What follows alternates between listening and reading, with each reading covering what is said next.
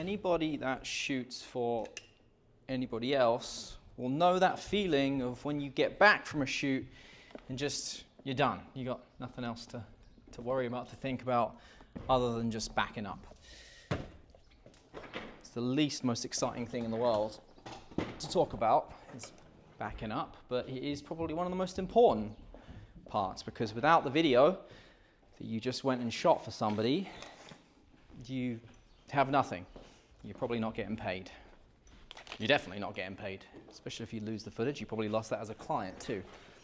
Now, I don't do a huge amount of client work anymore, but with my wife being a realtor, I do some of that still for her. Where did my cable go? Oh, it's falling out the back. I need you. Is that the one? Yeah. I go every day from home to back again with this hard drive. My life is on these hard drives. OWC is what I use, I trust. I've had lots of issues with other brands before, and touch wood, no issues with OWC. I actually just upgraded, my RAID to this big 80 terabyte RAID, which still has spinning drives in it. And I used to have the RAID, was it RAID 1, where it's configured, so 80 terabytes would have been split, so you'd have 40, and then the other 40 would be your backup. So if you lose anything, you have a backup of it. But when I started looking into changing everything, because I just ran out of space, I was in that classic situation of where you have one hard drive, another hard drive, and you'd constantly be juggling things, deleting things to find space to put a new project on, moving things around, and it just became a pain. So I invested the money in an OWC one, and started looking into the other RAID options, and not something I'm very well educated in. Apparently RAID 5, that's what you should use. It still gives you a decent safety net. If things go wrong, if one of the drives fails, you can change it out, and you should still be able to replicate everything that was potentially lost. And the benefit with RAID 5 is that an 80 terabyte hard drive, which is what RAID, which is I have, you don't lose half of it to the backup. Now I have 60, and 20 is used for the backup. So I got an 80 terabyte RAID with 60 terabytes of space. So technically is a better solution than what I was using before. Before, I think I had 16 terabytes, and I used the other RAID version, so it was only technically 8. So yeah, wasn't good. We just did a real estate shoot for my wife, a couple of little houses, nothing special. Weren't able to really shoot anything special I could make a video about. Shot with the FX3 for video. I was using the Sigma 28-45 f1.8, first time using that. There was a little bit of audio in there for some intros of the videos, so we shot with that, and then my photos with the A7R5. I go between this and the A7C2, really. When it comes to backing up, the way that I back up things is, for this kind of stuff, really, backed up to my hard drive, cloud version, readily available. That's pretty much it. As soon as I get back, if I shoot anything, weddings, I just shot a wedding last weekend, first time in like a year. We're really toning down the weddings now, but I have to back it up.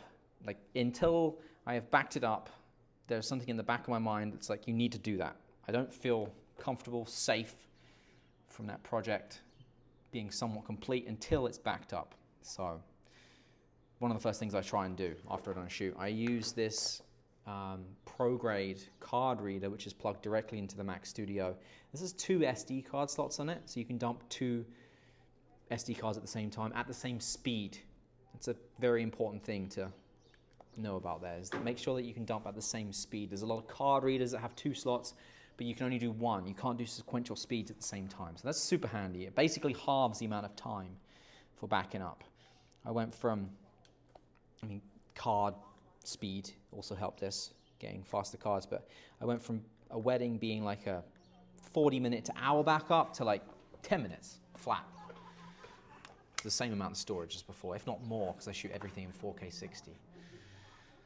So now we're backing up. My version or my way of backing up, some people I know will just copy the entire memory card, like the folder structure and everything. I just copy the raw file, so I'll go onto my working drive, which is my OWC 2TB SSD, because I work off of an SSD. I don't work off of the actual Mac Studio itself. I don't find enough of a speed difference to justify that, making the space on there.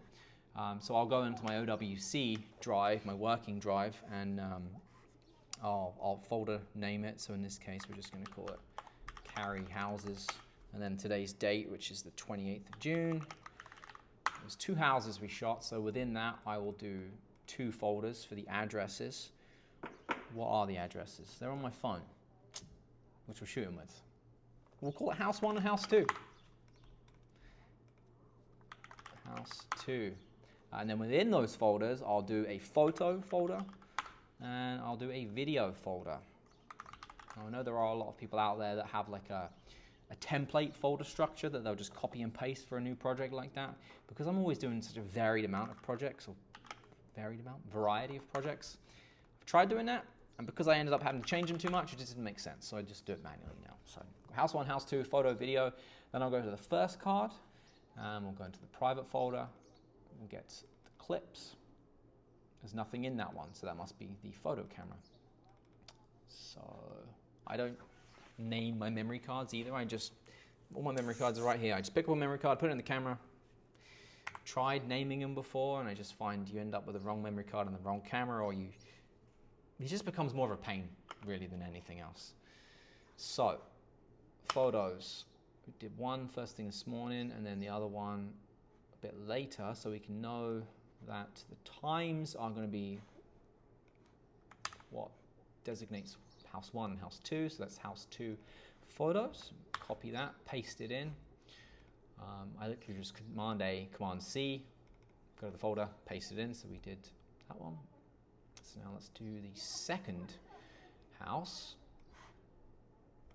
Copy House 1, photo, paste. And then I can go to the other memory card and do the same thing with the video. Oh, we shot with the drone as well, so we'll need to grab that out. We didn't shoot video at the second house because, well, it didn't end up being what we thought. I don't think a video was justified. It wouldn't have done the house any. Some houses, like with real estate, a lot of people don't understand that not every house is glamorous. Like the ones that I show on the channel, the ones that you see the behind the scenes of, those are like a very small percentage of the amount of houses that generally are getting sold. This one that we did today was a student rental.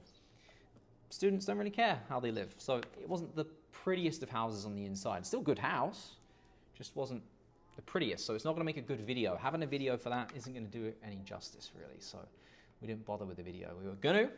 We got there, and my wife said, probably not going to bother, so it makes it easier for me, because I don't get paid to do this.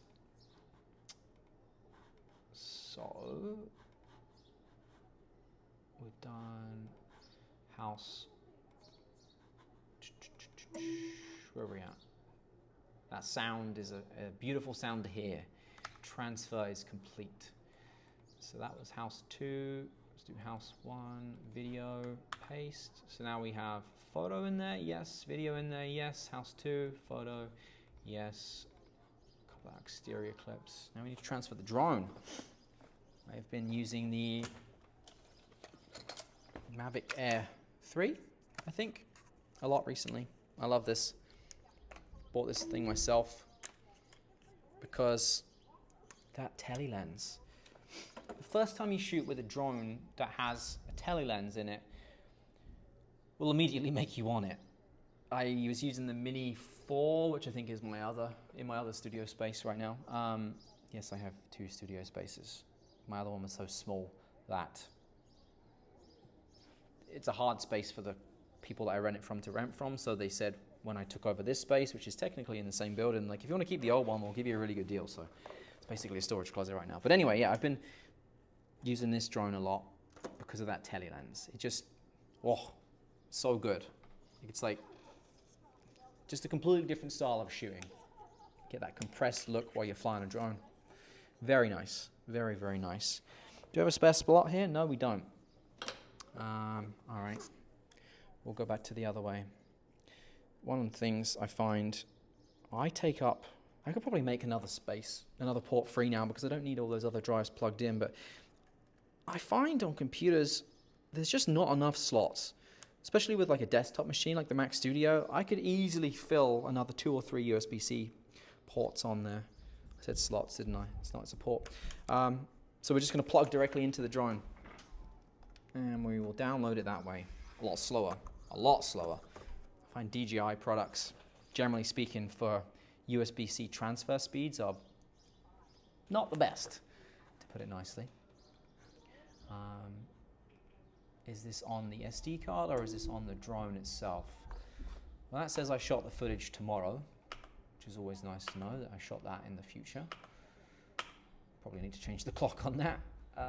So it wasn't on the internal, so it's on the SD card. So we'll drag. Again, I shot this tomorrow. I don't know how that. Tomorrow, 11:15 a.m. That's when I shot that footage. So efficient, I shoot in the future. Look at that. All right. So we'll do. Yeah, we'll copy that across. Yeah, I mean that's how I back up stuff. It's not the most exciting thing in the world, but as I said, it's backing up is not glamorous, but it's something that you just kind of have to do. It's part of the job.